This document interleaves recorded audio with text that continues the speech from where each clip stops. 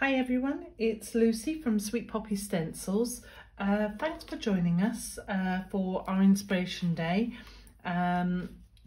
So what we're going to do on this one is we're going to showcase some of the 2024 stencils.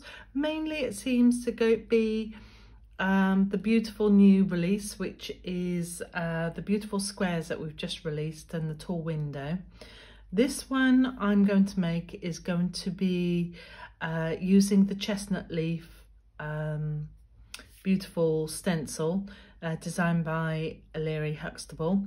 And it's a nice simple one, but it's mixing it up with some of my loves of the Stampscapes stamps. So you all know that we stock Stampscapes, and it seemed to be a bit of a match made in heaven. They just work so well with our stencils. So I'm using 3 of their stamps. So I'm using the elk, which is 471B elk large. Then I've got the beautiful cabin. Now this is one of my favourites. It's 144F cabin with fence. And then I've got the ducks in formation, which is 027A ducks in formation.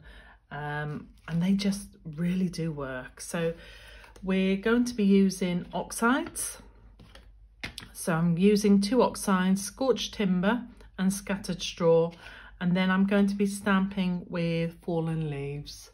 It really does pick up all the detail. So let's fire away, let's get ready.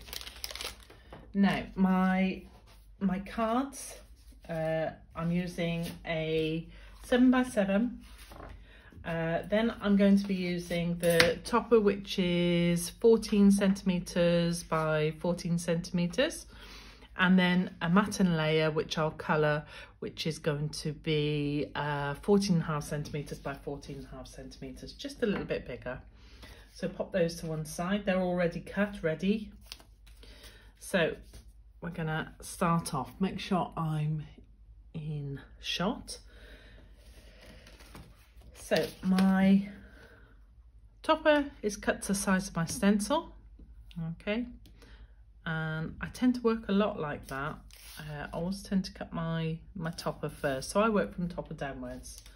So let's screen it off. I've got magnetic sheet, and the magnetic sheet hugs it nice and tight. So it means that I can really, you know, work with confidence and know that it's not going to creep underneath. So screen all the way around, so that's not going to shift whilst I work the inks in.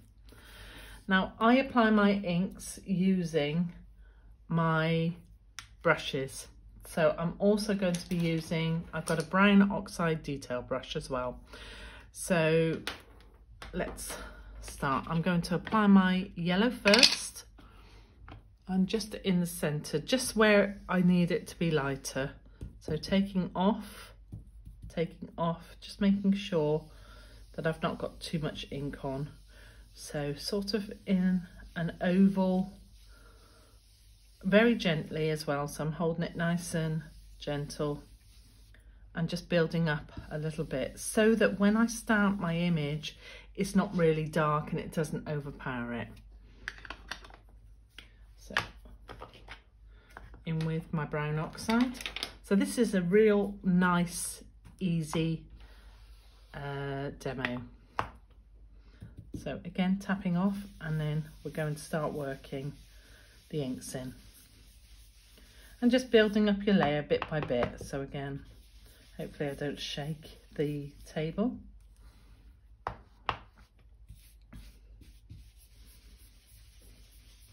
So just build it.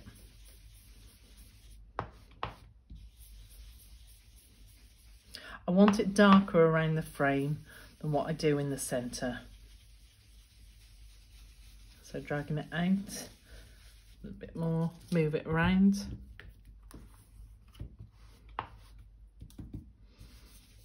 And I do use this oxide ink quite a lot. I do love it.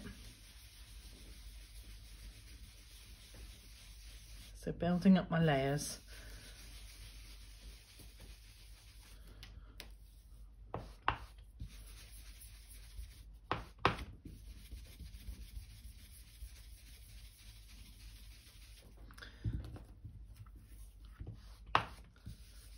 These are perfect for framing, you know, your images and your words. Nice, easy stencils to work with.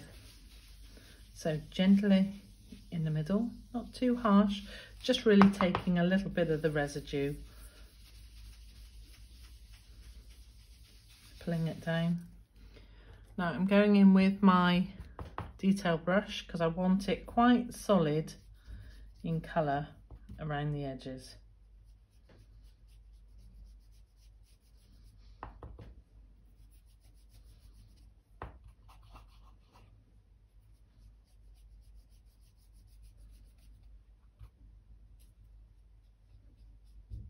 Just building it up, carrying some of that ink around. Still got my yellow here.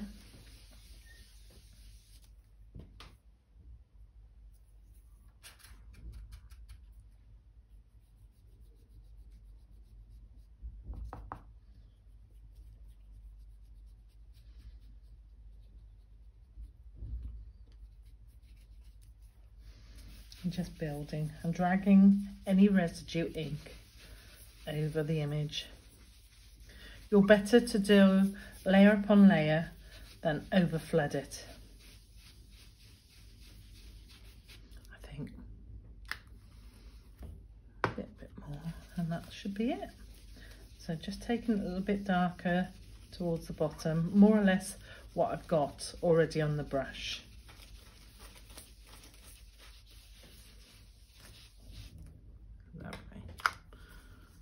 Let's see what we've got. We can always replace the stencil if we feel we've not got enough ink on. So taking my stencil off. Now washing my stencil, warm soapy water, nail brush, pat it dry. So I'm just gonna, just those little bits there. Just get into all the little nooks and crannies before I lift it. Perfect. And there you go. So if you felt that it was too dark, you could still spritz it, you could take away, don't forget. What I'm going to do is pop that in water. I've got a bowl of water to one side. Wipe my hands. Right. So we're just going to go move my mat out the way, and we're going to go in with my stamp press. Now, normally I would stamp that way, but unfortunately the legs of my tripod are in the way, so I'm going to stamp it this way for the moment. Let's see how we get on. Lovely. So you can put a sentiment on, you know, this is just such a beautiful image, and you could frame it. You've got so many different options, so making sure I'm in shot. Lovely. Right, so sort of level it up by eye. I think that's quite nice there. Enough room for the ducks. So taking out, making sure it's on. So these are red rubber stamps, and I mount mine all on stamp mount, grey stamp mount, so that they stick to my acrylic blocks. So gentle taps, making sure I'm completely all inked up all the way over. So I'm getting in all the areas. It's a well-used stamp, this is. So we're just gonna walk it. And I use a stamp press because I have more confidence in stamping with a stamp press than a stamp block, but that's me. There we go, so beautiful. So take them out the way, and then we're gonna go in with the goals. So I've got my goals there. Okay, I'm going to pick it up, Maybe I'll come in a little bit more. There we go. Pick them up, press it down. Now, I don't want all the goals. I just want a few of them. So I am going to just mask off without getting my head in the shot. And ink up. And then I'm going to take my tape away. And gently just press it down. If you press it too hard, I find with the goals you get more of a black splodge rather than a gentle image of the birds. So we're going to go in with, so I want my deer down this way, so sort of grounded on the bottom. Now you could extend this out, so with the Stampscapes they've got the most amazing fences that you could use, and I use those a lot at the shows, but for this one I just wanted to sort of have the Stampscapes just framed in the aperture. So I'm going to pick up my elk. And again, with Stampscapes, he does the most amazing deers and critters, and we have quite a bit on the website of lots of different birds and deers and does. So it's worth looking. So just letting the ink soak into my paper. Lovely. Right, so you can see a little bit of the shadow coming through of the under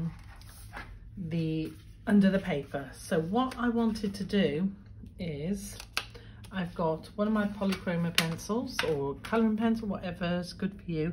I'm just going to make it a little bit more solid there. So I'm just taking your eye away from the harsh white, not colouring it all in, but just a little bit. There we go, that's a little better. Okay, so take that away. Now don't forget, because it is VersaFine, it stays wet a little bit longer than normal. So just let that dry to one side. Pop this to one side, I don't need this anymore. I'm not going to put a sentiment on it. Certainly because I tend not to put a lot of sentiments on my cards unless I really need to. Now I have my matte and layer. So at the moment it's not the same colour as my base card or my topper. It's a bit of scrap card, but I need a little bit of layer behind it. So I'm just going to use the same colour and I'm just scuffing around the edge. Okay, and this is the cheapest way, rather than me chopping up expensive card that might work. And I'm just going all the way around with the colour that I put on. So my matte, it's not going to hurt my matte, it's oxide. If it was a permanent ink, then I would put a bit of copy paper behind. So I'm just going all the way around. Okay, nobody's going to see underneath it, so I'm not bothered about that. There we go, drag all that ink so it's nicely all blended and taken in. Wonderful. Pop that to one side, I don't need that for the moment. I'm going to clean up this area, pop my lid on. I'm finished with all my inks. So baby wipe or a cloth, and I'm going to use a bit of hand sanitizer. I use a lot of the hand sanitizers on my mat because it removes a lot of the inks. The only ink it wouldn't remove is a permanent ink. I wouldn't use my archivals on my mats because it will stain, but all the other inks are fine. So I don't tend to use any rough abrasive because it's a printed mat and I don't want to remove any prints sooner than what I need to. So clean my hands off. So nice and dry. So we're going to go in and we're going to layer up, decide which way it's going to go. So I'll use a wet glue, and I'm just going to quickly ink up all the way around. Oops. There we go. Let's move that out of the way. Make life easy, Lou. So we're just going to slide it on, and using my eye, I get my fingers all inky. With the wet glue, I've got that little bit of time to move it around,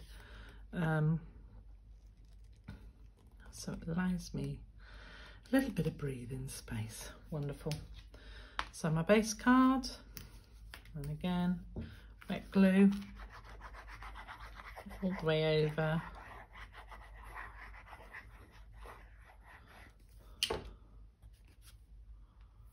Pop him on, use my eye to level him up.